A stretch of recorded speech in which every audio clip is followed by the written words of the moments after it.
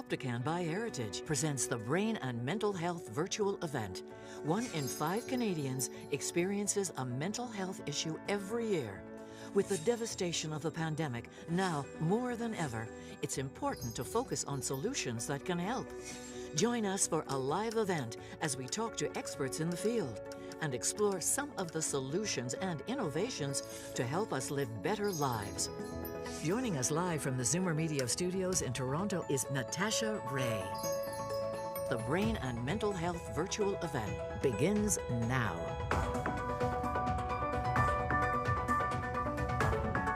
Good morning and welcome to the Brain and Mental Health Summit. I'm Natasha Raey, live from Zoomer Hall.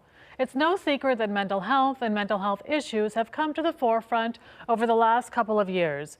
We are excited to bring you experts from across Canada to talk about mental health, brain health, and some emerging trends and research in these areas. Our first speaker is Dr. Gibran Khokar. Dr. Khokar completed his undergraduate training at Queen's University and his PhD in the Department of Pharmacology and Toxicology at the University of Toronto and CAMH. Dr. Khokar has been an assistant professor in the Biomedical Sciences Department at the University of Guelph since 2018. Welcome, Dr. Khokar. It's so lovely to see you today. Great to be here, Natasha. So my first question for you is, how exactly does mental health research with the brain work? Well, most mental health and mental illnesses are brain disorders. So they are derived from changes within the brain. And so we can look at the brain in a variety of ways.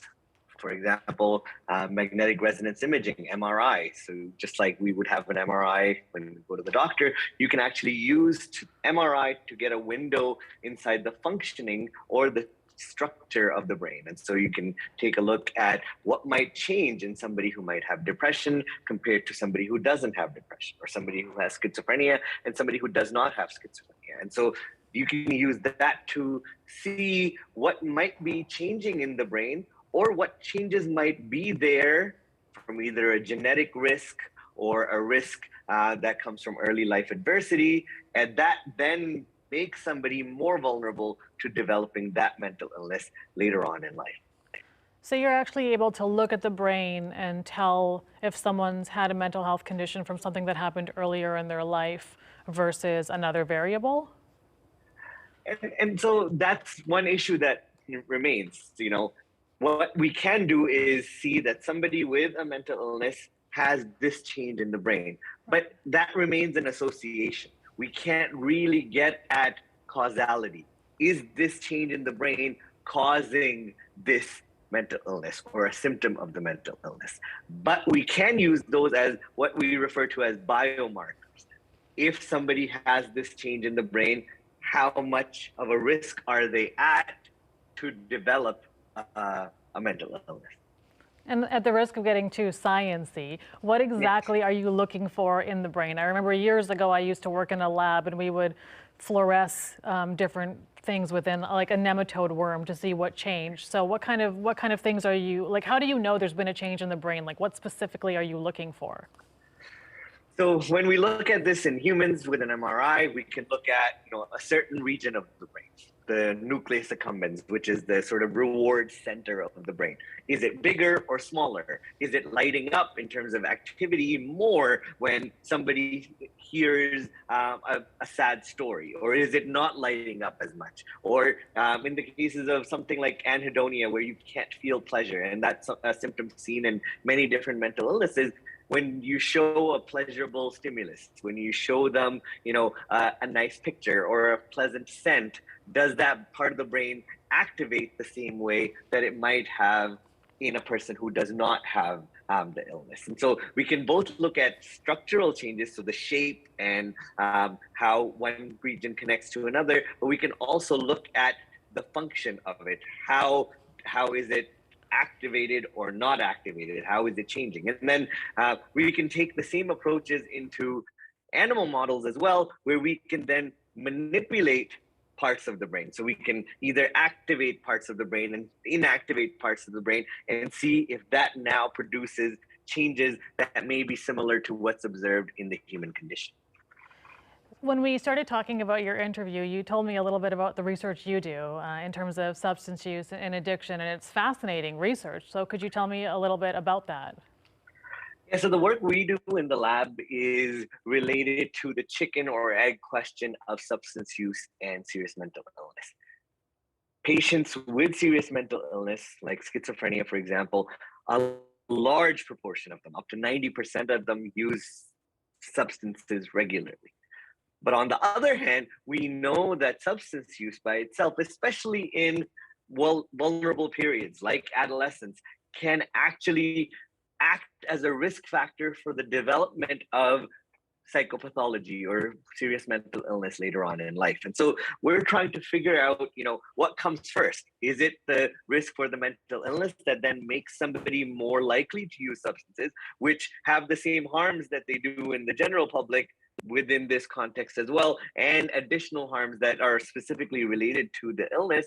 Or is it that substance use, especially during adolescence, that then makes them more likely to go on to develop serious mental illness? And the goal of all of this is to see if we can identify which point or which in terms of in life, or at which point or what change made that risk happen. Maybe we can go in and manipulate it. Maybe we can reverse that change. Maybe we can act on it with a drug to try to mitigate the harm or minimize the harm that might come from the substance use in this context.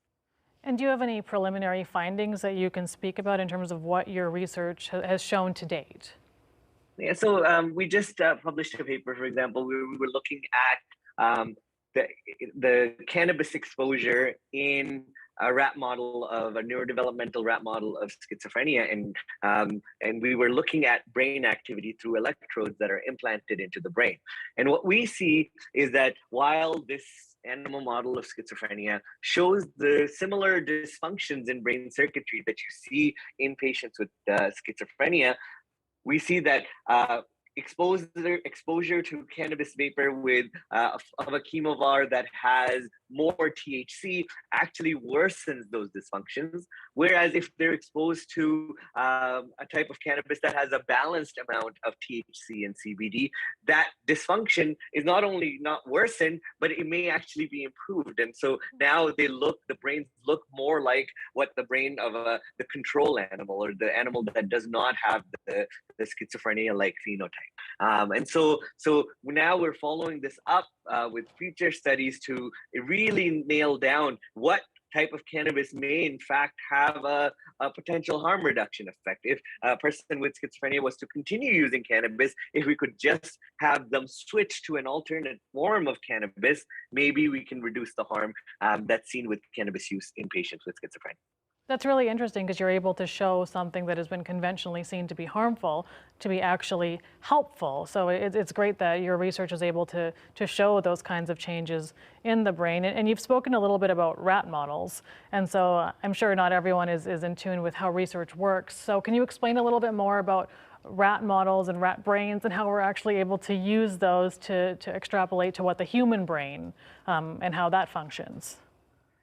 Yeah, so that's one of the issues that I started off by speaking about, right? The studies that we do in patients, they remain association studies where one thing is associated with another, but we can't link them causally. And that's why we need to bring these into animal models where we can then manipulate one of the variables and see how that changes the other, or the outcome that we were interested in. And so that, I think, is one reason why we need to use animal models. But one of the things that we do in our lab to try to, the rat brain is not like the human brain. It does not have all of the convolutions that you can even see some on the picture that on the logo for the Brain and Mental Health Summit here. It does not have that. But because the brains are so important, a lot of the functions of the brain have been evolutionarily conserved. So there do remain these brain regions that are in the rat that are consistent with what's in the human.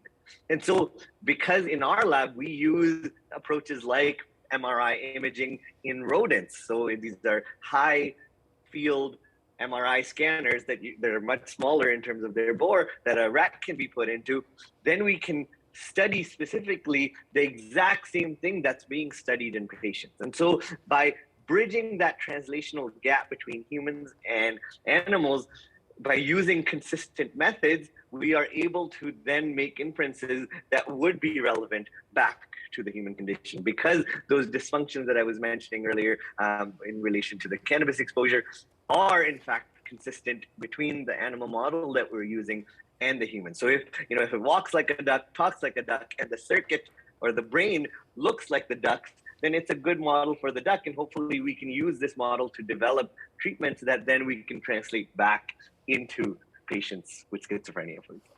Well, I'll tell you what, the next time I see a rat outside, I'm going to feel a lot closer to it, because now I know we have a lot more in common than I thought previously. So how do we compare mental health struggles that are caused by our brain chemistry versus situations that our life is currently in? Like how would I know if this is something that is just a result of where my life is right now versus something that, maybe I should be speaking to my primary healthcare provider about? So firstly, I think all of us should be speaking to our primary healthcare advisors or providers about our mental well-being. Too often, because of the stigma around it in society, we don't seek the help that we need. Mm-hmm. But secondly, we have to remember that our external circumstances, our environment, and our brain chemistry are inextricably linked. The environment impacts brain chemistry, and brain chemistry impacts how we interact with our environment. And so that's why I don't think we can, sort of put them in silos and say that one is different from the other.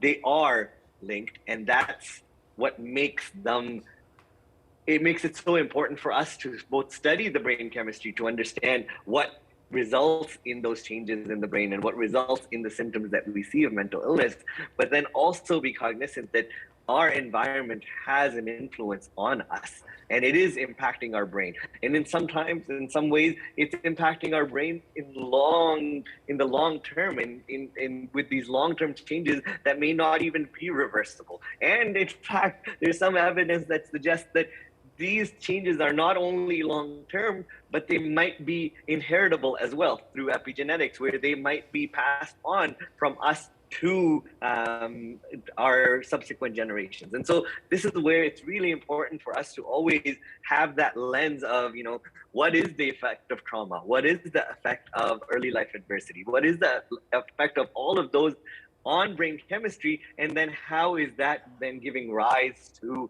the symptoms that we end up seeing as far as mental illness or other concerns related to that?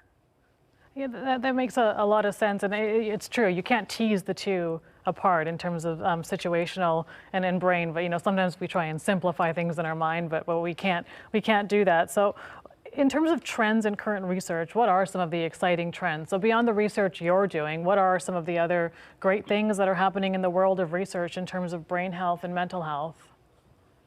And so, one thing that's really having a moment right now, and I saw that there'll be speakers talking about it later on, is this resurgence of psychedelic research, for example, especially in regards to mental illnesses. And, this is really important because a lot of this research hasn't been done, but it will be important to also do the research so we can sort of separate the wheat from the chaff, right? Because there's a lot of social expectancy around it, and the same thing is true with CBD as well. It's whatever may ail you, it was considered that, but we're actually now, research is showing that there is evidence that CBD might be helpful in some aspects, but then it might not be helpful in other aspects. So it's really important for this research, both on these cannabinoids, but also on the psychedelics, to nail down what aspects it can be helpful in, so that those are the aspects that are then made available to the public. And we, people who are suffering or people who are in difficulty don't end up falling prey to, marketing ploys that might sell these drugs to them for another purpose that they're not shown to be effective for. So I think that's what I'm really excited about right now, is that this research is happening, and now that it is happening, we'll be able to know what it will be able to help somebody with. For example, somebody with PTSD might be helped by treatment with a psychedelic. Or we're recently seeing a lot of evidence behind ketamine for treatment-resistant depression. So I think there's a lot of excitement around that. But in addition to that, I think the basic research that a lot of neuroscientists are doing around what function do certain structures or certain proteins in the brain play, that is probably the most exciting in terms of future payout. Once we understand how the brain works, we will be able to change that to then hopefully improve mental illness and other brain-related diseases. And so you've provided us with so much information today. So before we wrap up with you, I have one last question. So you live and breathe brain health and mental health. So what is the one thing, the top thing that you do for your own mental health? Sleep. Same. I cannot overstate the importance of sleep and good, as they're called, circadian rhythms. We oftentimes will stay up late and miss out on sleep, and that, especially in adolescence, for example, can be a risk factor towards developing changes in mental health. And so I think that's where it would be really important for everyone, but especially those that are there with developing brains, to remember to get their sleep, get it at the right time. Sleeping during the day will not make up for the sleep that you missed at night, because the brain also has what's called a circadian rhythm. So it needs the sleep at night and needs to be awake in the day. Amazing. Thank you so much. And I'm going to remember that the next time I'm sleeping in on a weekend and my husband gives me heck for it. Thank you so much, Dr. Kokar. It was a pleasure speaking with you today. Our next speaker is Mr. UMAR SYED, President of the Medical Division at Optican Heritage Cannabis Corp. UMAR was part of the founding team of the first medical cannabis product development company in Canada in 2004, Synapsis Therapeutics, that innovated film strip drug development technology for Parkinson's disease. Welcome, UMAR. Hi, good morning. Good morning. It's a pleasure having you with us today. Nice to be here. So I'm going to start with a question that I'm sure is going to be very easy for you. Yep. What is CBD and how does it differ from THC? And I know this is a question that comes up for our audience constantly. Well, it's a good question to ask, because I think there's a lot of confusion out there. People generally say cannabis and use that as a general term, and I think it's very important for people to realize cannabis is over 80 active molecules in the plant. CBD and THC are the two most common ones. And CBD is the component that is not very psychoactive in terms of causing euphoria, where THC is. Both have some medical, actually a lot of medical possible applications. CBD, however, is the one that it seems to have a more broader range of potential medical applications, as your previous guest was saying. And the most important thing is CBD can be used for multiple indications possibly. And when I'm going to be speaking to you this morning, I'll talk about scientific data versus clinical evidence. So there's plenty of scientific data to validate the use of CBD for topical conditions like psoriasis, eczema, for depression potentially. There's clinical evidence on schizophrenia, clinical evidence for use in children with epilepsy, and it's actually been approved as a drug called Epidiolex in the US for epilepsy in children. And there's good clinical evidence in rheumatoid arthritis and general pain conditions. So there's different levels of evidence to prove that CBD can be quite useful for a number of different indications beyond just brain and mental health as well. Yeah, personally, I use CBD to help me sleep, to help with my anxiety. And you might think this is a little strange, but I actually give a drop of CBD to my older cat because he's a cancer survivor, and I've heard it can have anti-tumoretic effects. So for me, CBD is sort of one of those things that can help with so many different ailments. Well, when I started doing research and work in this area back in 2005, it was funny. I would mention CBD in the context we're speaking about, and I would sound like a snake oil salesman because it sounds like it does everything. It's not a panacea for everything, but it does have a lot of medical applications, and I think we should be careful about where there is good data versus where there isn't. But what you just mentioned right now, anxiety relief, there is good clinical evidence as well as scientific data. And for sleep, for a lot of people, sleep is or insomnia is an issue because they have anxiety or they can't shut off their thoughts from the day, and that can be quite helpful in that indication. You're like, I'm not even going to touch the cat thing. Well, I can't speak to your cat. Yeah, well, you could. I could set that up for you. We'll talk about that after. So I want to specifically talk about mental health. So we've spoken about anxiety. So how does CBD actually contribute? Like, what is it doing in my brain? How is it helping me when I do suffer from a lot of anxiety. So like, what actually is it doing to me to help me? Yeah, it's a good question. We'd be remiss to talk about CBD without talking about the endocannabinoid system. It's kind of what you would think is a thermostat or a control of your neurological system overall.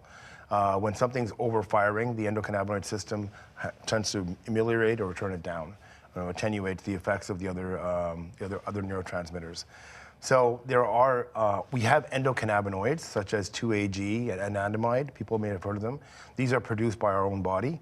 And of course, phytocannabinoids, which are like CBD and THC that come from a plant. They work very similarly.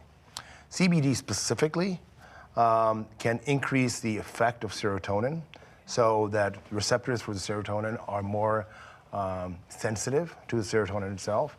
It can increase the amount of anandamide and 2-AG that are in the body itself. It inhibits their breakdown. And it has other effects on inflammation through the cytokine pathway. So it has multiple effects, and that's why the uses of CBD are so varied.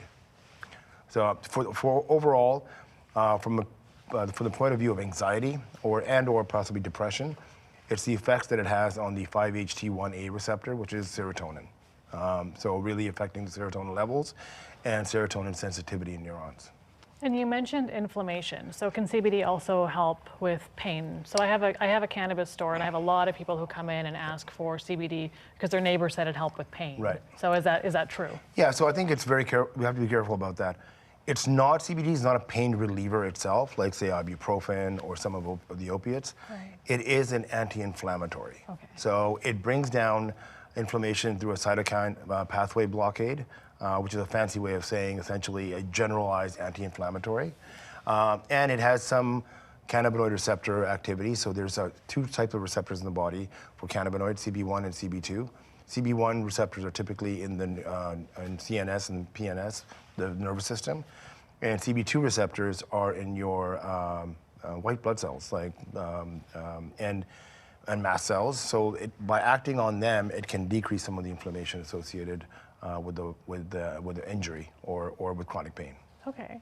And if someone was new to using CBD, there's so many different ways you can take it. You can vape it, you can smoke it, if you can find CBD flower, you can take oil, topicals. So what are all the different consumption methods? What are they best used for? Right. That's a very good question, and I think this is really important to point out. One of the problems with CBD, unfortunately, is that it's very poorly absorbed. So when people take an oral form of CBD, only about 8 or 10% gets absorbed.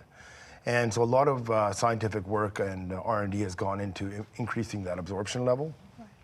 THC has that problem too, by the way, but THC is so much more potent that people feel the effects at even low doses.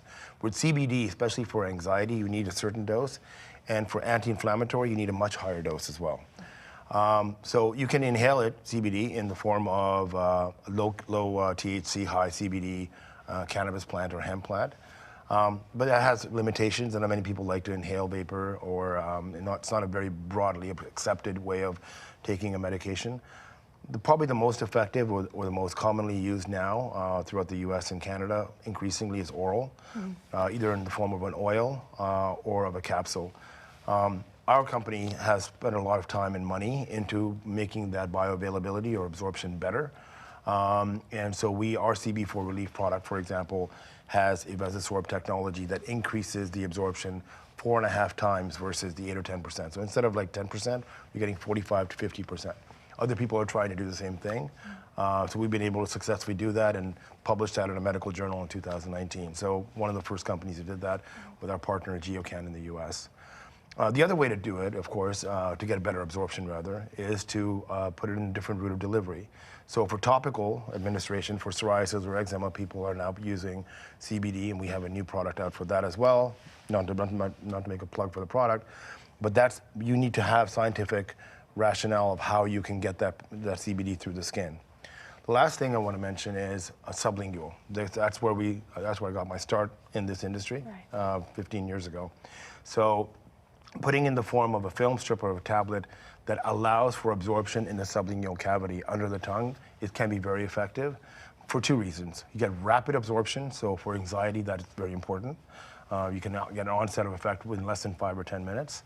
And you get more complete absorption. So rather than having it go down into the gut where it may be destroyed and only have 10% absorption, you can increase that 3 or 4 times by putting it in under the tongue.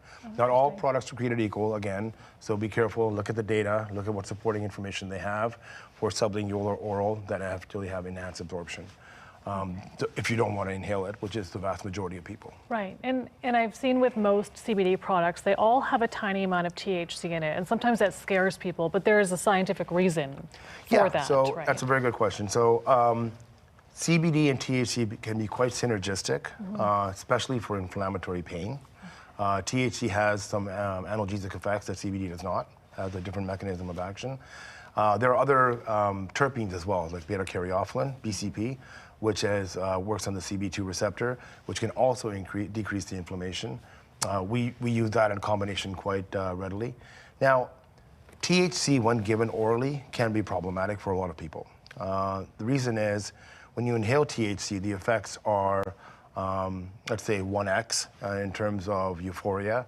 The effects don't last very long, perhaps a half an hour to an hour. When you take THC orally, even in small doses, it changes into a metabolite called 11-hydroxy-THC, which is much more psychoactive than THC itself.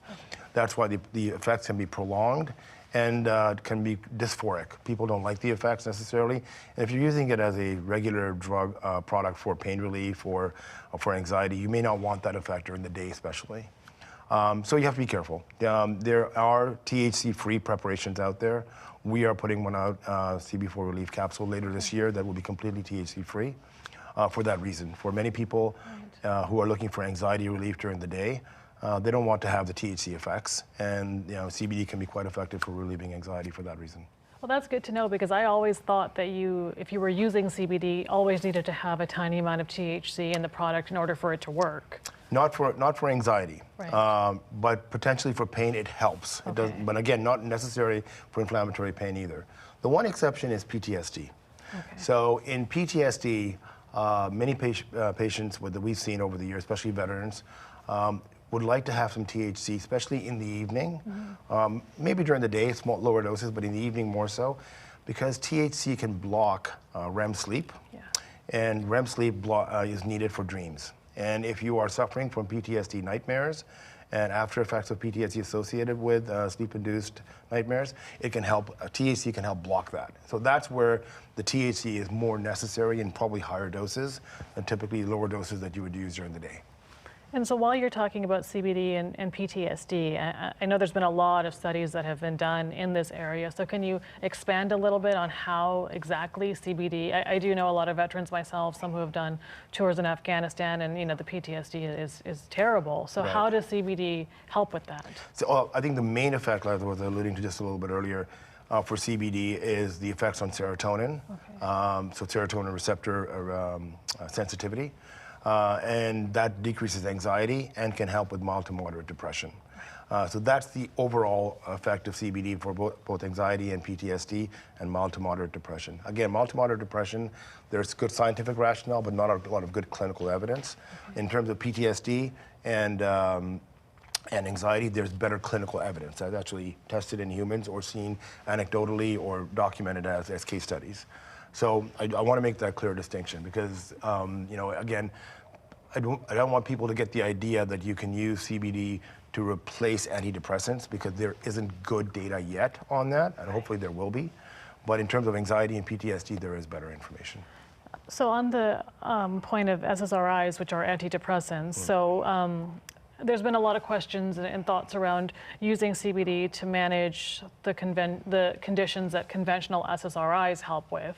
So that's one part of my question, Right. and then which you've kind of already answered. And then the other part of my question is, if someone is weaning off of SSRIs, which is a terrible process for anyone who's gone through it. Can CBD help with that wean-off process? So now I'm going to be very careful about scientific rationale versus clinical evidence. Right. There is good scientific rationale why it would help. Because again, many people who have depression have anxiety as a coexisting factor. A lot of the SSRIs and SNRIs like Paxil, Prozac, Zoloft have the dual effects of anti-anxiety and antidepressant because they're working on that serotonin channel, which I was talking about, which CBD does as well, but in a slightly different way. SSRIs increase the serotonin level in the body, in the neurons, whereas CBD increases the sensitivity of those neurons to the serotonin that is already there. So if you think about it from a scientific rationale perspective, if you're decreasing the SSRI level and having some CBD, it will at least increase the effect of the serotonin that's in the body on the neurons. So yes, it should, from a scientific rationale, help in that regard. But of course, it's something you'd want to speak to your family doctor about before. You want to speak to your family doctor about, because again, I wouldn't call this experimental, but there's good rationale for it. But the family physician can't say there's a randomized controlled, the phase 3 clinical trial that proves which dosage you can use of, say, CB4 relief to decrease your Prozac dose. Right. That data doesn't exist, and it requires careful monitoring by a psychiatrist or family physician. Great. And so we've talked a lot about research. So can you tell me a little bit more about what emerging research is telling us about the link between cannabis and our mental health? So I think that research, it doesn't have to be just emerging, and I think your previous guest was alluding to this as well. And there's lots of human data now out there. I'll go back to 2007. We were working with Dr. Marcus Lewicki in Germany, and actually we were on the nature of things on this topic. And we know there's good clinical evidence now of high-dose CBD to be effective in managing schizophrenia. Okay, so there was a clinical trial published of CBD versus amisulpride, which is a drug that's typically used for schizophrenia in Europe, and it showed 1,000 milligrams, which is a very high dose. And again, that high dose was being used because of poor absorption. So only 8 or 10% was being absorbed, so they had to give you a lot. Now with newer preparations like ours, you can decrease that dose. But they compared that to amisulpride and found it to be equivalent in managing many of the cognitive side effects associated with schizophrenia and so many of the positive, what they call positive symptoms of schizophrenia. So CBD possibly quite useful for the treatment of anxiety, schizophrenia, depression. THC, however, problematic. THC will exacerbate schizophrenia or bipolar disorder for many patients. THC, when given to younger adults who may be predisposed, who may have a genetic predisposition to schizophrenia, may have an unmasking of the disease much earlier in life than typically when it typically shows up. So most people with schizophrenia or bipolar disorder will see the onset of the disease in their mid to late 20s. But if they start using high THC cannabis earlier in life, they may unmask that disease earlier and lose 6, maybe 10 years of useful life in terms of being disease-free. So this is why it's very important for especially younger adults to have a screening methodology if you have a family history of bipolar disease or schizophrenia, to stay away from THC products until you are at least tested. There are genetic markers that show whether or not you may be prone to this. We highly encourage that. Again, we're not a recreational cannabis company per se, so I'm not talking about in favor or against the use of THC as a recreational product, but there is caution from that perspective. CBD and other cannabinoids are generally quite safe overall in mental health.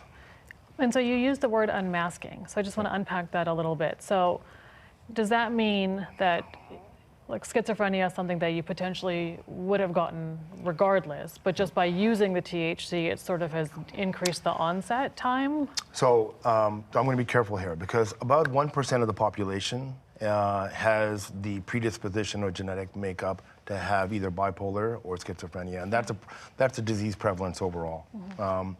It's debatable whether that could go higher if you use THC or not. However, there is decent evidence to show that, again, if you are going to get onset of disease later in life, that you could have it earlier in life because of the unmasking or triggering associated with high THC products that are on the market, especially the very high THC cannabis that's typically available now in many countries as a result of the breeding programs where people have been essentially trying to get the THC up and the other cannabinoids down. But as your previous guest was saying, if you had a more balanced THC CBD cannabis plant that was being used recreationally, you would have CBD ameliorates, again, the THC effects, and you could have a more balanced approach. But again, I would not be a proponent for anybody with any predisposition or family history of schizophrenia or bipolar disease to use a THC product unless they have screened themselves carefully and have spoken to their family physician or psychiatrist. So in terms of getting CBD, so I'm sure people who are watching are thinking, well, this could work for me. It could help me with anxiety or the things you've spoken about.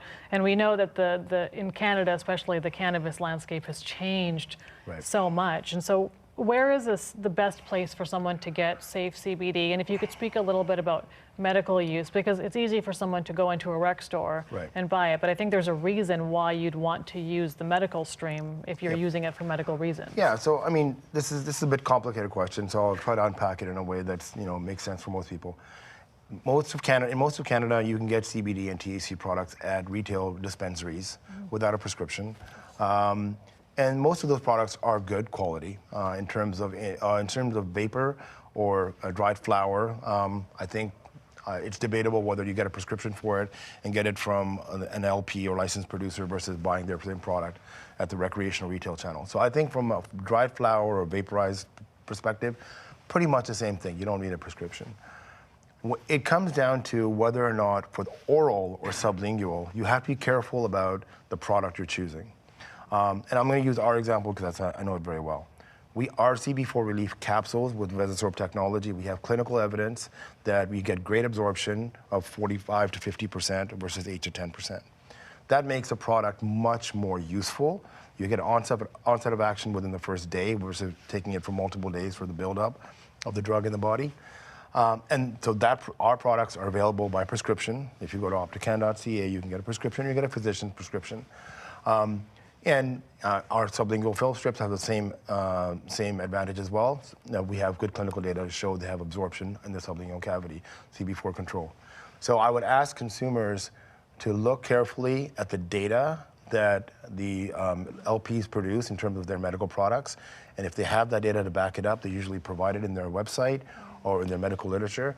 And that's where I would get it. The channel doesn't matter as much as the product itself and how much information is behind it and the R&D behind it.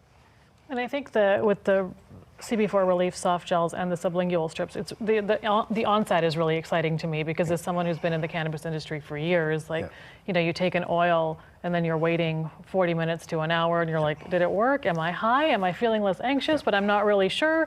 So I think that fast onset is great because it's going to help people be able to dose a little bit better and have that understanding. Well, it's a fast onset and it's a reliability. It's going to work the same way every time.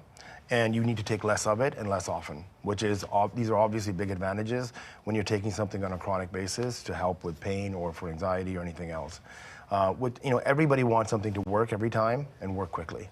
And that's something that, pharmaceutical engineering is required. People don't like to hear the word pharmaceutical and cannabis together, but in this regard, it's not about pharmaceutical big pharma, it's about putting technology in your products to make sure they work well. And so this is a question I asked Dr. Kokar. I'm going to ask you as well. You work in mental health and CBD and cannabis, and you breathe and live wellness. So what do you do for your own mental health and wellness? I don't get enough exercise, which I'm sure would help. I try to get enough sleep as well. But actually, I do use CBD sparingly, not all the time.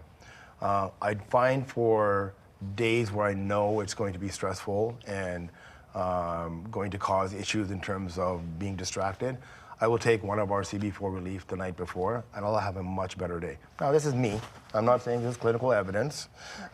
This is my personal experience, but I know it's the experience for many people. CBD can be helpful in that regard, but yeah, as I would agree with your previous guest, getting enough rest and exercise are by far the two biggest things. And in terms of dosing, so if someone was starting out, so someone who's watching right now and is wondering, okay, I want to get started, I know where to get my safe CBD from, so what's the best way to start and know your dose? Yeah, so the great thing about CBD is what it's called is a wide therapeutic window, which is the dose at which you get effect and the dose at which you get toxicity is that window is very wide. That's a great thing. Not so much for THC because you can take too much THC orally and not feel good. So, for example, with our CB4 relief capsules, they're 25 milligrams. Because of the Vasosorb, they're equivalent to 100 milligrams of some other CBD capsules.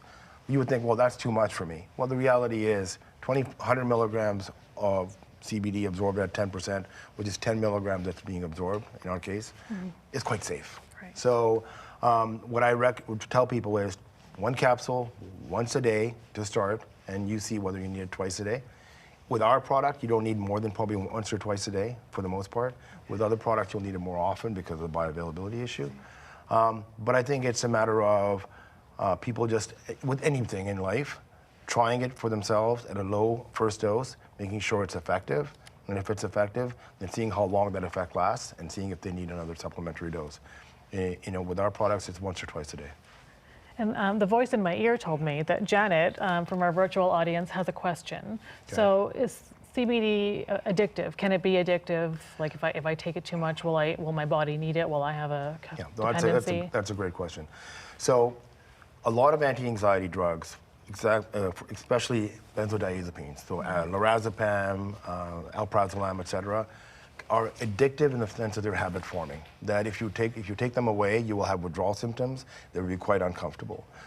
So CBD is not addictive in that sense at all. Okay, it does not have habit forming properties and has never been associated with habit forming properties. THC can be somewhat habit forming in some people, more psychologically than physiologically. With the drugs like alprazolam, Xanax, and Ativan, etc., that is a physiological withdrawal that can happen. That does not happen with CBD at all. It can happen psychologically with THC for some people. Okay, that's good to know, because I do tend to partake in a lot of THC to help me sleep. So thank you so much for joining us today, UMAR. We've learned so much. Great. So Corp members can enjoy an exclusive 15% discount on all Optican CB4 products, including CB4 Relief soft gels and the CB4 Control sublingual film strips that we all heard about today. To access, please visit optican.ca. Our next speaker is Nancy White, Chief Executive Officer and member of the board at Inagene Diagnostics. Nancy has held a number of senior executive level roles in the pharmaceutical industry and has worked at Novartis Pharmaceuticals, Novartis Oncology, and Eli Lilly. Welcome, Nancy. Hi, it's a pleasure to be here. Thanks for having me. It's so great to have you here today. And I have to tell you, last week was in my church group and we were talking about mental health and someone I knew who was going through some mental health struggles. And one of the women actually messaged me after and said, you know, you should try this company, Inagene. My daughter's a nurse and she swears by it. And I was like, that's very serendipitous because I'm actually going to be speaking to Nancy next week. So I'm so excited to have you on the couch across from me because I have a ton of questions for you. Great. So the first question is, what is a pharmacogenetic test and how is the testing done? That's a great kickoff question, and I'm delighted to hear that you heard about this randomly, just through your affiliations and associations. But pharmacogenetics is simply the science of how does your body respond to medication, full stop. And when you think about genetic testing, a lot of people immediately will think of lifestyle testing, things like what is my ancestry or why is my hair a certain color? Or they think about the other extreme of genetic testing, which is all about disease diagnostic and predisposition to certain conditions. So what this test simply looks at is how your body will process a medication and how you might have a different response than, say, I would to a certain pill. And why would someone want to get this test done? So my doctor prescribes me medications. They seem to be working. So why would I want to get this test done? Yeah, that's an important question because today we're talking about mental health and brain health.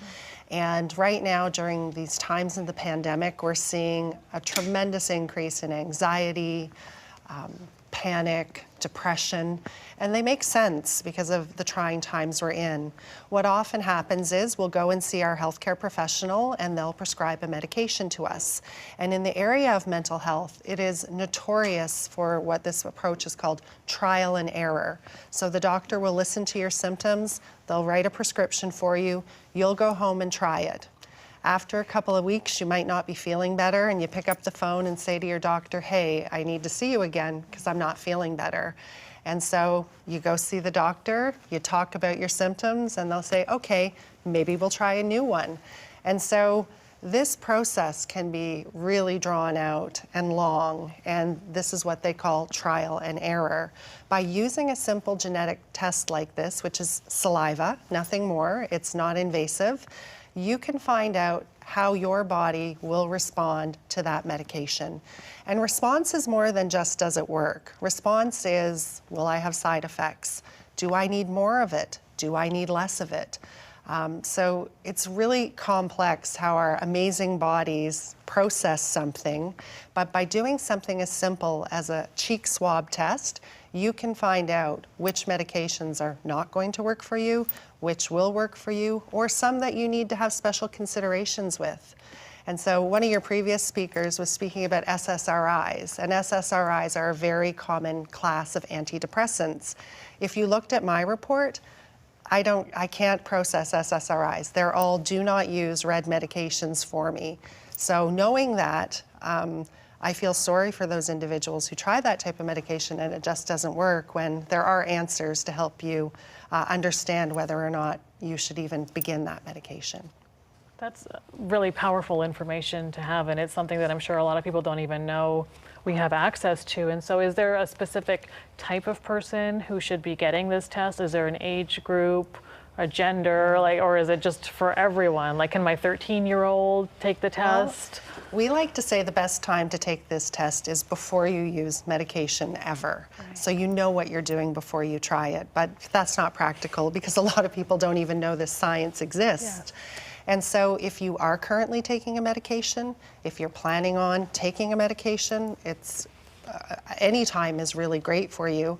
But if you're struggling right now and on something that isn't working for you, this is just another piece of that puzzle of who you are uniquely to help you understand that maybe this isn't the medication you should be on. We talk about a wide spectrum of ages, and for a lot of your Zoomer audience, they're probably taking care of elderly parents who may be in long-term care, for example. The statistic in Ontario is that most long-term care residents are on more than 10 medications. That's a lot, and sometimes those medications can conflict with each other or cause further side effects or challenges. So really at any age is the appropriate time to take it. But you know, if you have a surgery coming up, why wouldn't you want to know which pain reliever would work best for you in advance? And so you've spoken about mental health drugs and pain relief. So what types of mental health conditions or non-mental health conditions can pharmacogenetic testing help with? How often do you say that word in a day, and how often do you say it improperly? It's rolling off your tongue very well. I'm so actually quite impressed with myself, because when I was going over these questions, I was like, I hear lots of pronunciations of the word, but you've got it nailed.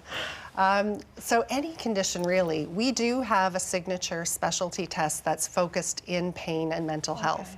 And so anyone who is needing a medication for pain or mental health, we do recommend that. It's very robust and goes very deep into the genes that are known to have gene-drug associations. But if you have cardiovascular issues, or you are taking any kind of medication for pain relief, or I'm drawing a blank, of course, at the moment, but we cover more than 22 areas of drugs. So our general panel would be better suited for any other type of condition. But for pain and mental health, we do strongly recommend the dedicated pain and mental health panel. And so the test is called Precision Pain and Mental Health. I looked this up. So what does pain have to do with mental health?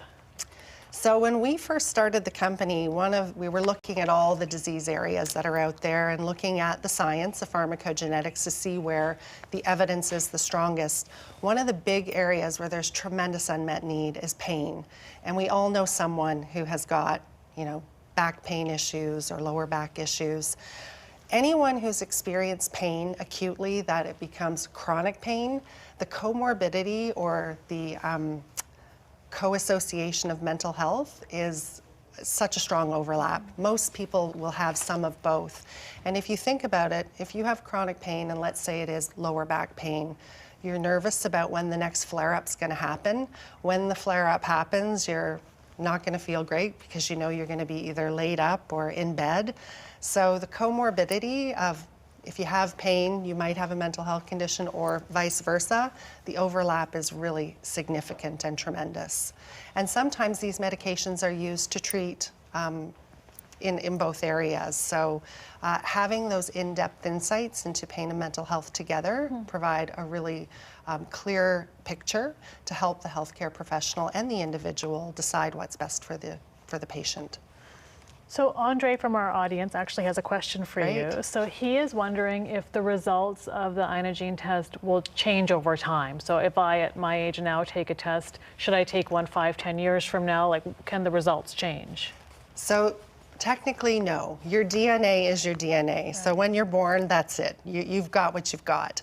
And when you take our test, it is a one-time test. So you may not need a medication today, but maybe in 5 years you need one. Your results are still valid. Where the test is changing is that this research is emerging and growing in its amount of evidence. And as new gene-drug associations emerge, we'll continue to add those to the test. So we review our report and update it 2 times per year at no charge to the individual. And over the last 20 months at Inagene, we've added more than 22 new medications to our report. So it's important to continually be on top of the emerging science, because as new evidence emerges, there will be new medications that we have more concrete evidence about in terms of how your genetics will impact your response. So I want to talk about the medications a little bit, and not like all the medications, but we'd be here a while. I'm just thinking, so I know how important your relationship with your family doctor is. And so I'm assuming these results, I would take them to my family doctor, or they're sent to him. So what does it, and I'm saying him because my family doctor is a male. So what does he see? Because there's so many medications out there. So is it grouped by classes? Like, what is my doctor looking at so that he knows what works for me? That's a great question. So the report is very easy to use, and our language is really driven to the consumer level so that anyone reading it can understand what it means and what to interpret from it.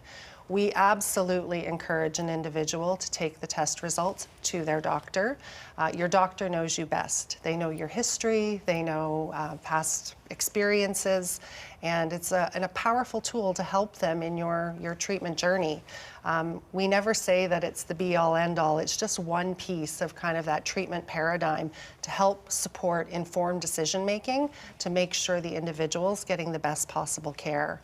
The other feature that is really handy within our report is a lot of customization that you can employ yourself. So your doctor is not going to want to see you bring in a 200-page report to them. They're going to look at you and say, thanks, but I don't have time to read this. That's what I imagined was like this booklet. I'm like, here's what works for me, doc. And it happens, and I'm sure there are plenty of doctors going, yes, please do not bring me that report in.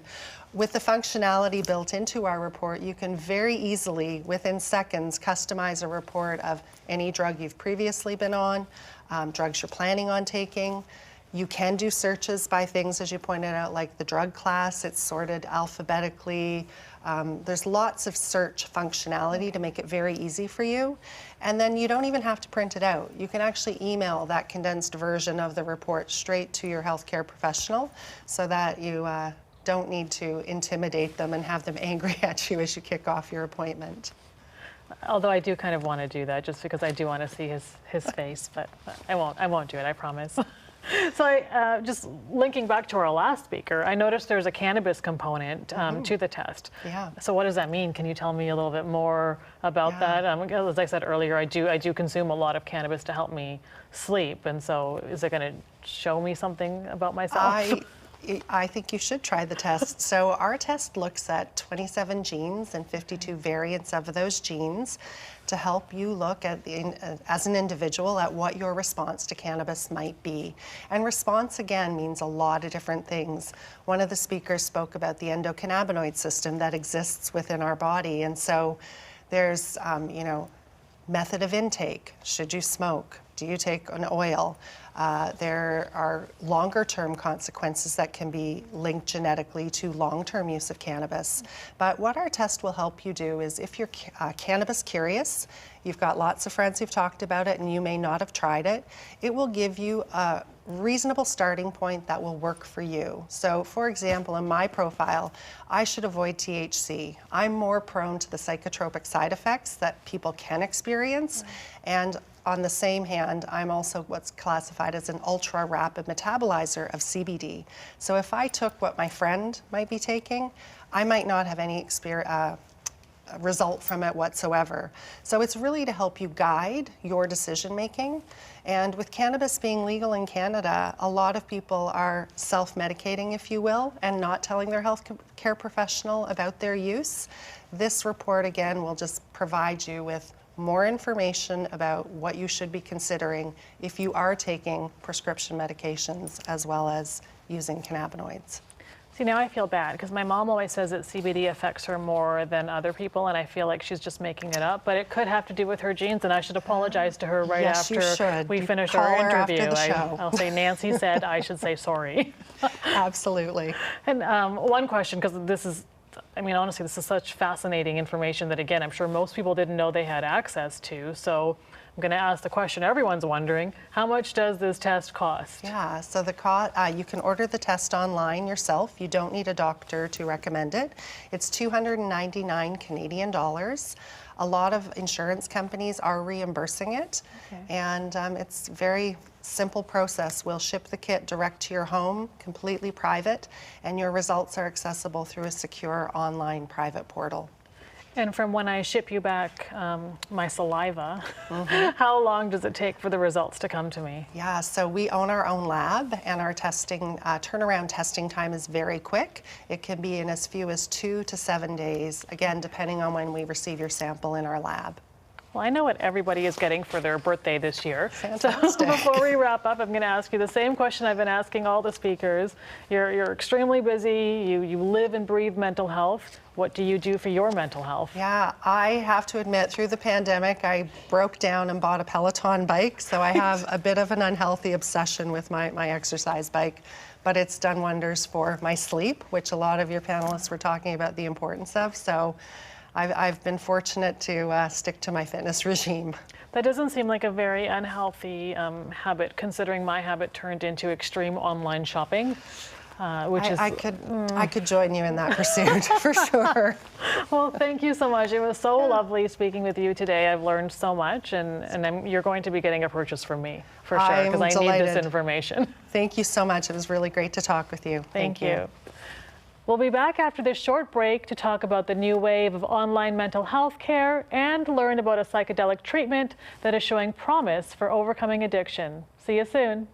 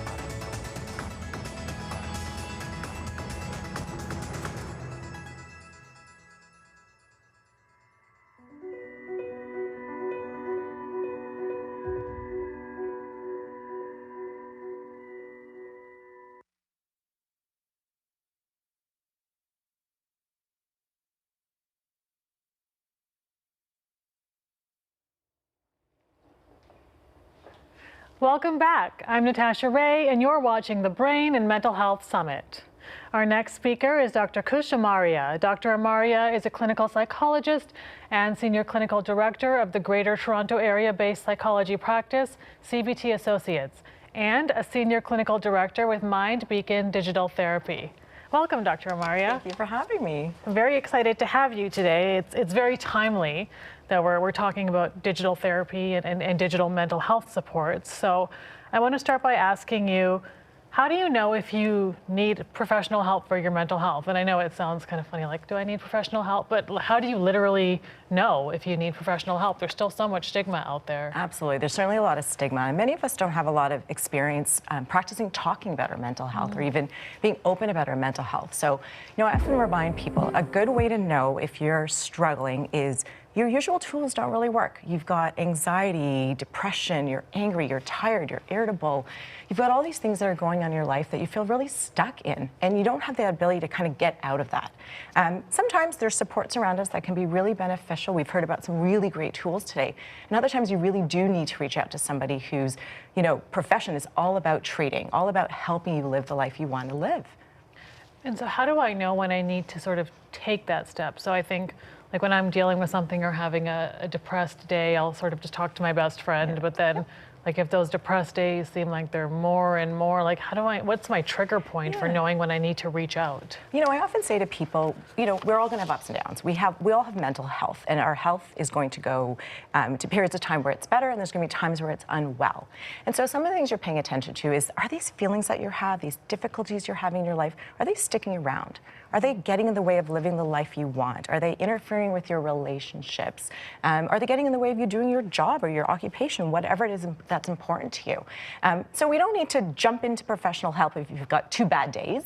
Really what I would say is, start by kind of paying attention to yourself and seeing if you can get out of it. And if you can't with the help of a friend or, time away from work or whatever else, that might be the time to reach out. We're really thinking about impairment. We're thinking about time, so usually about 2 weeks. You don't need to suffer that long. I sort of remind people that you actually don't have to wait till things are really bad to reach out for help. You can reach out for help at any time. And so I know you work a lot with cognitive behavioral therapy, which is also known as CBT. So what actually is CBT, and how does it work, and who could benefit from it? And it's so important to talk about CBT, not CBD, as we've been talking about quite a bit. We've been talking a lot about CBD. Absolutely. Let's just put that aside for now. CBT. Yeah. So cognitive behavioral therapy, or CBT, is a type of psychotherapy. It has been around for many, many years and studied in many different contexts. The idea behind this is that we can help people live the lives they want, deal with the everyday challenges that we experience by learning where those, ugly feelings we have that we don't want. Most people come looking for professional help because they have, they have feelings they don't like. I'm feeling sad all the time. I'm depressed, I'm down, I'm fighting, I can't sleep, I'm tired. And it's not enough to just say, well, go ahead and change that. Start being happier. CBD is all about learning where those feelings come from. And it's about understanding that more often than not, our psychological problems come from unhealthy habits that we have with our thoughts, with our behaviors. We have these dysfunctional beliefs or irrational beliefs. And CBT, I'm going to keep saying CBD, aren't I? CBT is all about learning how to identify those thoughts, challenge those thoughts, build new behaviors to be able to, again, live that life that you're looking to live. And I mean, obviously with the pandemic, so much of our healthcare has moved virtual.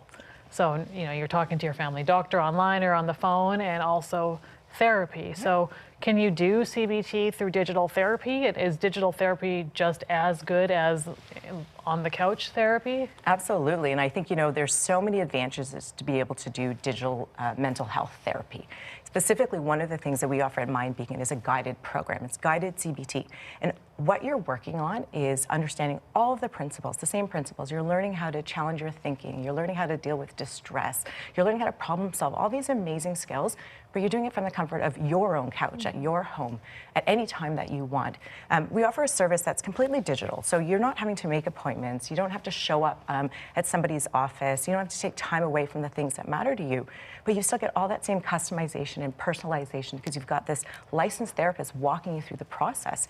And our evidence over time has shown us that yes, doing cognitive behavioral therapy, whether you're doing it in person in some of the traditional ways that we think about, is just as effective when you do it in this digital manner. And that's such a great cost savings. It also, you know, there's so many people that would be so intimidated to sit down across somebody and talk about their mental health, to share some of those inner thoughts and feelings.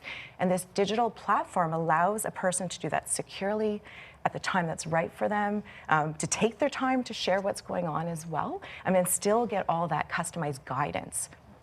And to be honest, I mean, with the last 2 years, I don't even like leaving my house anymore. So for me, anyone I can speak to where I don't have to leave my house is perfect. You got it. So the other question I had about therapy is, how long do we need it for? Because, you know, I know some people who have been seeing their therapist for years, and is that normal? Like, should that be part of my support for the rest of my life? Like, what is the optimal length of time? That's a great question. And cognitive behavioral therapy is all about helping a person develop skills to cope with the challenges they're facing in front of them in that real time, in that moment, but also those ones that are kind of come our way. It's about building resiliency. It's about targeting that area that you're looking for. So if you're coming looking for help for anxiety, your therapist is going to work with you to give you those homework and those exercises, all the things that you need to be able to have those skills in your real life, probably in a very short period of time, to be honest. We provide a program that's about 12 weeks long, and in those 12 weeks, you're getting, you know, exercises, homework, activities, you're reading, you're learning about yourself more and more, you're learning how to make those changes at the pace that makes sense for you. And in those 12 weeks, you've got this therapist along that whole journey with you. So most cognitive behavioral therapy programs are somewhere between about 8 and 20 weeks. 12 weeks is a great amount of time. And one of the things I really like about this is you can still have access to your worksheets, your homework, the measures that you've looked at about yourself well after your active therapy is done. So yeah, there are people who are engaged in support throughout their lifetime for various different reasons. It goes back to that idea that our mental health is going to change. It's going to be great at some points in our life, and it's going to dip at others. Right. And so being able to have that professional support available to you, I mean, what a great treat for many of us. And we have an audience question, and how and when can CBT be combined with medications? Like, is that part of the treatment trajectory? Yeah, and you know what, as a psychologist, I don't prescribe medication, but I am all for supporting people in whatever way makes sense for them. So of course you need to connect with your family physician or nurse practitioner. Cognitive behavioral therapy, when we think about it, it's this adjunct. Mm-hmm. You know, if you're taking medication and the medication works for you in a way, or maybe it works for part of your concerns, the cognitive behavioral therapy is going to be this partner with you. It's going to help you build those skills, those tools that you can use at any point, maybe during a weaning off period of medication, and maybe as the medication is starting to work. We're really lucky that we have so much evidence that says cognitive behavioral therapy might actually be our first line of treatment in many cases for common things like depression and anxiety, even trauma at times. And so, you know, I want your everyday audience to know you certainly don't have to wait till things get bad. You certainly don't have to just pick one mental health support. You've got all of these choices in front of you. But if you think you need some more help and you think you are ready to make that connection and you can do it from the comfort of your own couch, then, you know, a guided therapy program is probably right for you. And so I've asked this question to everyone, so I'm going to ask you as well. What do you do for your own mental health? How do you keep yourself? Yeah. I walk my talk. I'm fortunate that I get to work with amazing Canadians every day who are struggling with their mental health for various reasons, pandemic related and others. And one of the things we're teaching somebody through cognitive behavioral therapy is that most of our situations, like, we can't change. We don't have any control over the things that are happening to us. What we have control over is how we perceive, what we think, and what we do. So when I'm having a tough day, when I'm, snapping at my kids or, not feeling like myself, I pause and I check in. Right. I check in and go, what is the thought in my head right now? Is it rational? Is it balanced? Is it distorted? And I try to come into a place where it's a balanced thought. And sometimes I'm much better at it than I am on other days, but most of the time it's such a great skill to just have ready to go. Yeah, I call it the root cause activity. Like, when I'm upset about something, I try and think, like, what is the root cause Like, what is causing me to think like this? And then sometimes just having that understanding really helps us to get through it. So thank you so much for joining me today. It was so wonderful to hear more about digital therapy and the work that MindBeacon is doing. So thank you. Thank you. Our next speakers are from Vancouver-based Universal Ibogaine. Dr. Ian Rabb is a certified interventionist and has been active in the recovery community for decades. He is joined by his colleague, Harpal Handayal, a nursing practice consultant and educator with a background in critical care. So thank you both for joining. We should have flown in together. We all came from Vancouver. We could have just, spent time. I came from Winnipeg, actually. You're right. You came from Winnipeg. How is it over there? It's horrible. Okay, just Winterbeg. Just making sure it's, Nothing's changed. The consistency is nice. Correct. I appreciate the consistency. So nothing against Winnipeg. I love Winnipeg, but it's cold. It's cold. Right. So I'm going to get it with the snowstorm tonight. That's going to be my karma for that. So my first question for both of you is, what is Ibogaine? Because that's in your name, and I'm sure a lot of people don't know what Ibogaine is. And then how did you get involved in this world? Thanks, Natasha. That's a great question. I think I'll just start a little bit about how I got involved. I had one of the co-founders of this company, Shane Nyquist, ask me as a consultant, would I go down to Cancun, Mexico, to a clinic called Clear Skies, and see this, this Ibogaine at work. And I was highly skeptical. I come from 32 years of, working in acute care and critical care, and just thought like, wow, this just sounds like crazy stuff. And so I went down there and I worked with Dr. Sola, who is the physician that has basically treated the most amount of people for opiate addiction. He's had 3,700 treatment episodes that he's done successfully with no fatalities or, any major side effects. And so I spent a week with him, and I got to see, firsthand, the effect of people coming into the clinic in Cancun. Just like, I can't even tell you the devastation that some of these people had, the shape they were in when they walked through the clinic. And people that you wouldn't normally think would walk through a clinic like that, right? A housewife, right, who'd recently had back surgery, a construction worker, like not, what you think about when you think about, what most people think about when they think about, someone who's got a substance use disorder.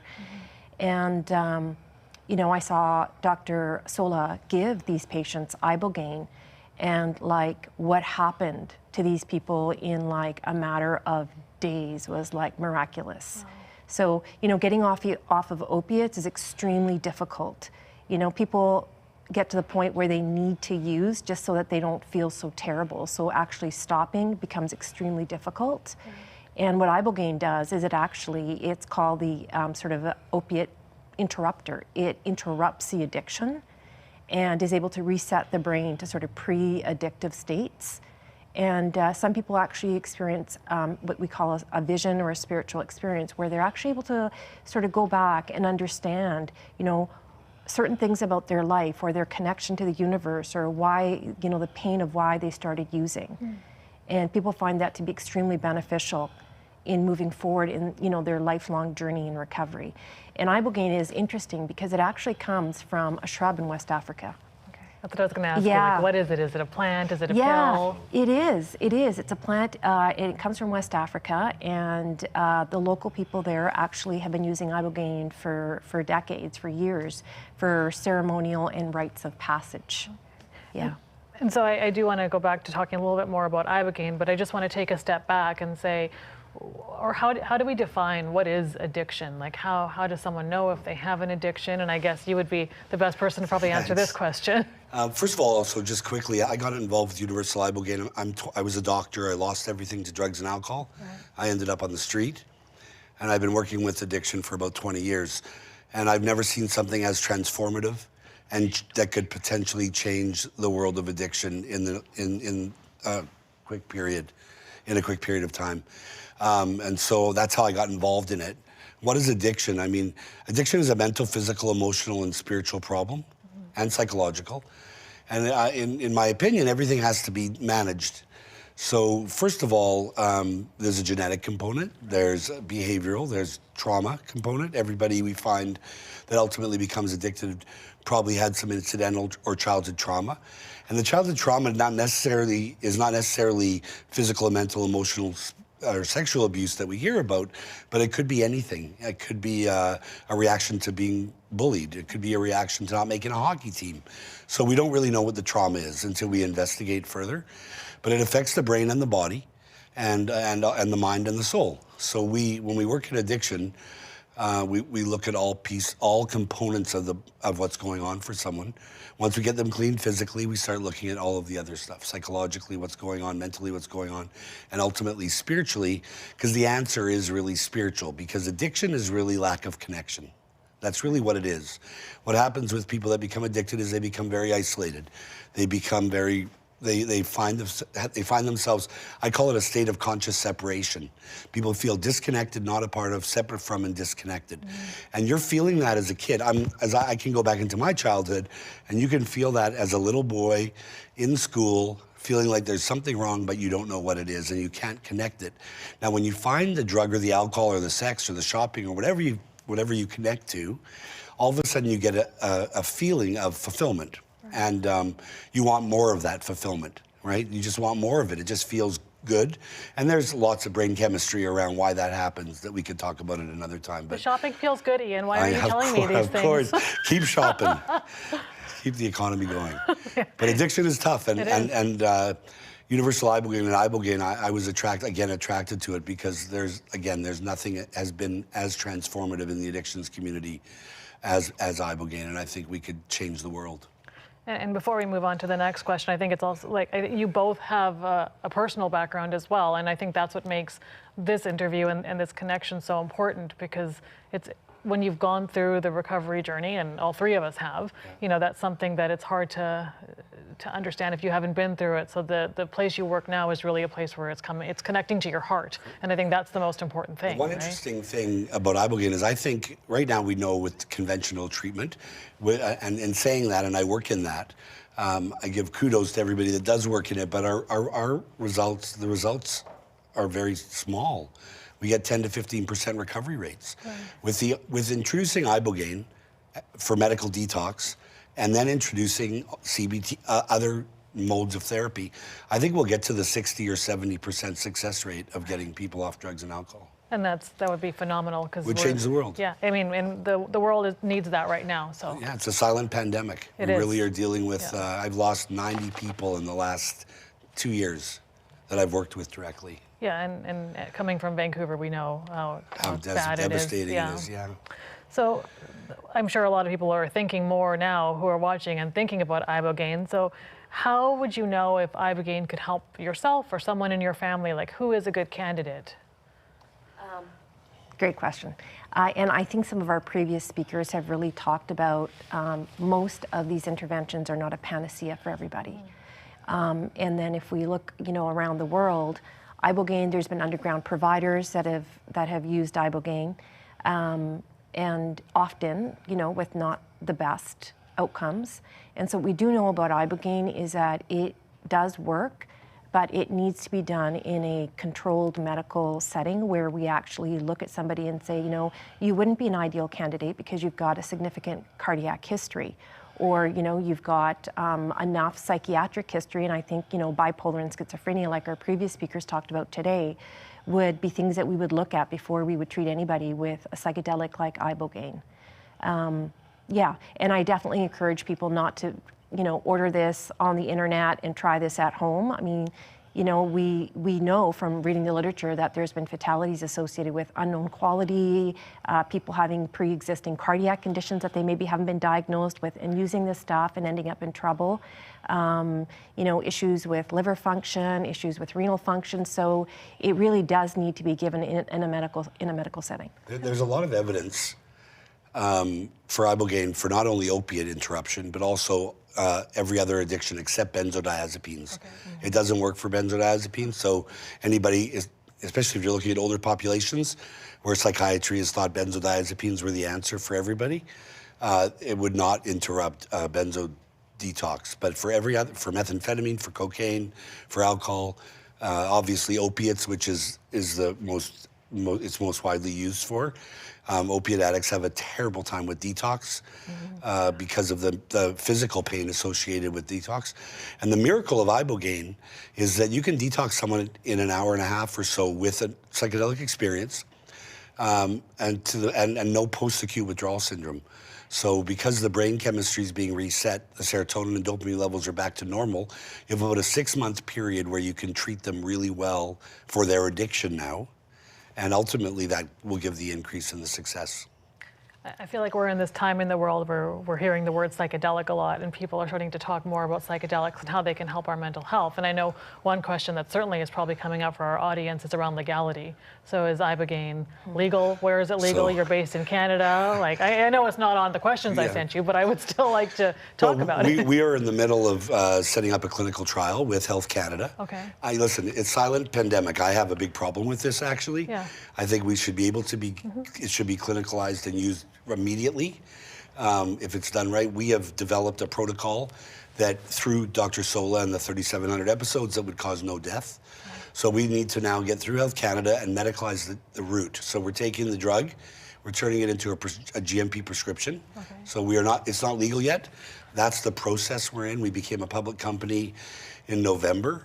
And we're in the process of raising funds to be able to do clinical trials. And we're not a pharma company. Like you said it before, this came from a plant. So there's that fine line. So Ibogaine was placed on the prescription drug list, and now we have to prove its efficacy and its use.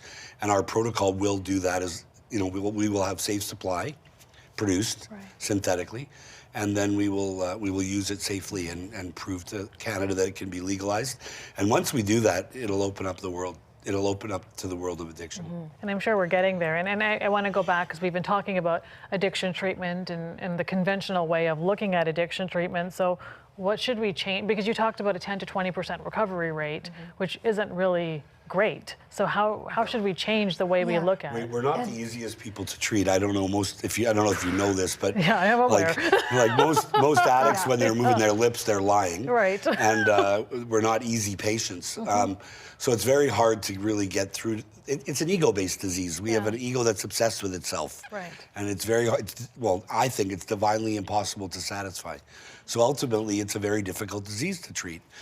Much like schizophrenia, when someone goes off their medication, they're back to hearing voices. Alcoholics and addicts, when they quit their treatments, whatever their modality is, wherever they've gone, they ultimately slowly fall back into the same kind of behaviors and feelings. And I think the other thing, Natasha, just to go back to, your question about, around what addiction treatment overall. I mean, the one thing that we haven't really talked about on sort of a national level is that we've had the COVID pandemic, but we've had a far worse coexisting opiate. I mean, I'm from Vancouver. I've lost 7 people this year. Wow. And, and a lot about like addiction is really, I think, also changing who suffers from addiction. Sometimes even mainstream media, like, you see people maybe on the downtown east side or people that look like they're homeless. But addiction, I mean... Middle upper class. Yeah. It's a middle upper class disease. It's a middle all walks of life. Well, really. and we're told that 22% of Canadians will at some point in their life experience a substance use disorder. And so I think a lot of addiction is around convincing people that think, it's a them disease, that it's actually not that far. It's an arm's length away from somebody's life, really. And so stigma's not help. Stigma is a huge help. thing in order to treat addiction for sure. And then the other thing I think, Natasha, really is access to treatment beds. Yeah. Access to treatment beds is really difficult. I know I've talked to women that have said, I'm ready to quit. Today, where can I go today? And finding a bed for people like in the public system it takes months.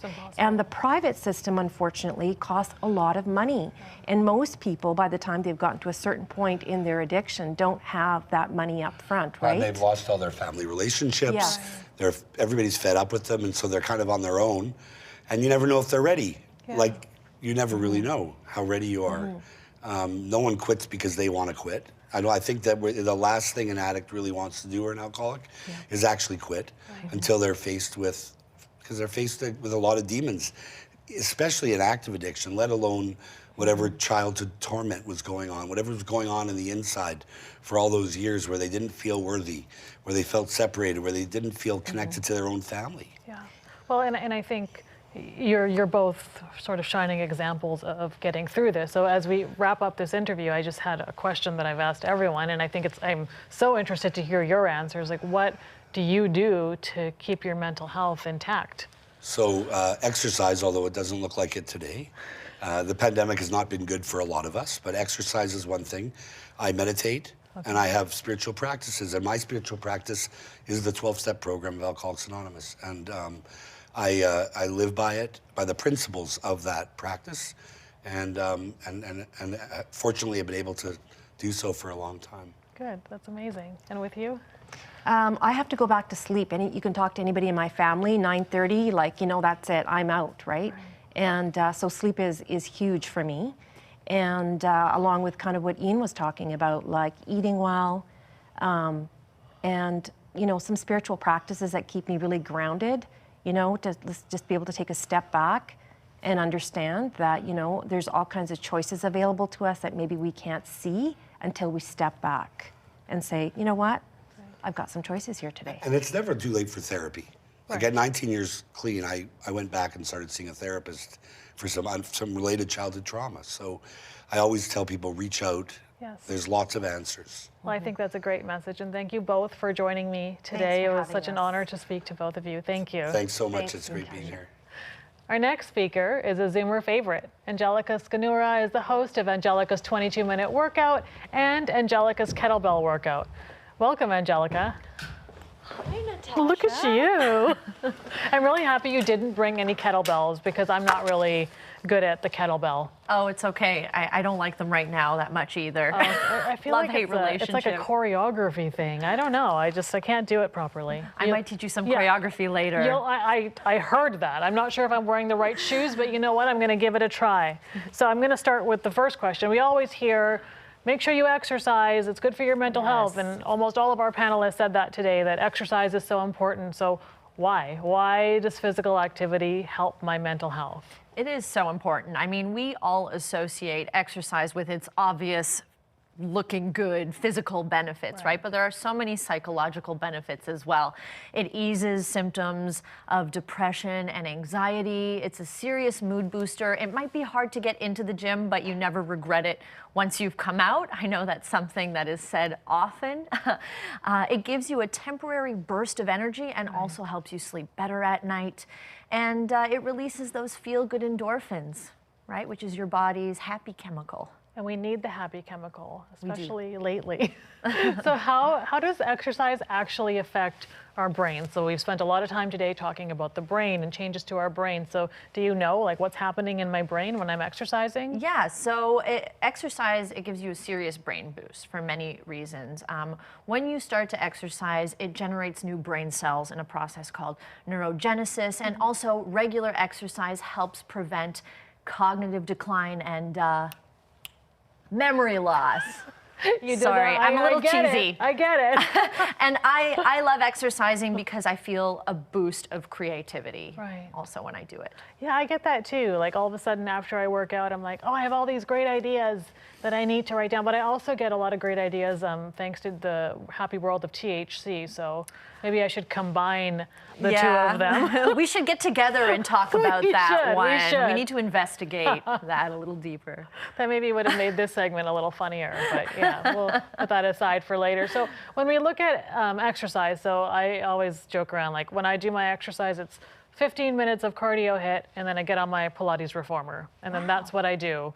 So is there a recommended amount of time for exercise? Like, can Girl, you've got a reformer? I am obsessed with the reformer. You're fancy. Sorry. That sounds great. So the amount of exercise that you should do, 3 hours a week, I would say, right? And you can spread that out over the course of 6 or 7 days how you want to. I'd say a minimum of 20 minutes a day. I like doing that just to, set a good tone for the day and help me make better dietary decisions. Or you can do 1.5 hours twice a week. Well, and I think even like, I know a lot of people are like, I'm too busy, like where am I going to find 20 minutes? I have the kids and the job and I have to make dinner. But like, I think there's even small things we can do. Like when you go to the grocery store, when I go to the grocery store, I try and park farther away. Oh. One, because I'm a really bad parker. And two, because then it takes you a little longer to walk to the grocery store. So you're just sort of increasing your physical activity. So can that 20 minutes even be broken up? Yes, yes. You can use walking. Walking's actually one of my favorite ways to exercise. Right. It's super effective.